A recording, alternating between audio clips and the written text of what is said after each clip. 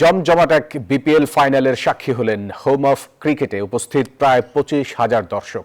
তবে রাজশাহী ওয়ারিয়র্সের প্রথম শিরোপা জয়ের সাক্ষী হতে পেরে খুশি দর্শকরা। হাউসফুল গ্যালারির সাথে জাঁকজমকপূর্ণ সব আয়োজনের মধ্য দিয়ে পর্দা নামলো বিপিএল এর এবারের আসরের। প্রতিটি চার ছক্কায় দর্শকদের উল্লাসে কেঁপে ওঠে পুরো স্টেডিয়াম। প্রিয় দলের জয়ের আশায় কেউ দাঁড়িয়ে, কেউ আবার ক্যামেরা ফ্রেমে বন্দি করেছে স্মরণীয় মুহূর্ত।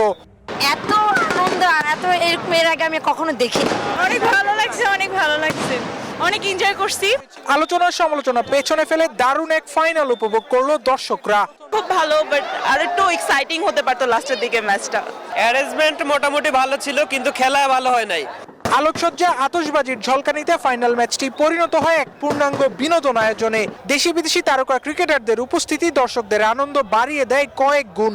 ভালো লেগেছে, অনেক ভালো লেগেছে। ফ্যান্টাস্টিক। আমি এই ক্রিকেট স্টেডিয়ামে আসছি রাজশাহীর খেলা দেখার জন্য। অনেক সুন্দর, অনেক সুন্দর। সব মিলিয়ে মাঠের খেলায় যেমন ছিল উত্তেজনা, গ্যালারিতে তেমনি ছিল আবেগ আর ভালোবাসা। মাঠভর্তি দর্শকদের উচ্ছ্বাস আর উদ্দীপনার মধ্য দিয়ে পর্দা নামলো বিপিএল এর এবারের আসরের। নানা আলোচনা সমালোচনার পর সফল বিপিএল আয়োজনের কারণে বিসিবিকে বাহবা দিচ্ছে দর্শকরা। মিরপুর শেরে বাংলা জাতীয় ক্রিকেট স্টেডিয়াম থেকে আবরার আল দাইয়ান, নিউজ 24, ঢাকা।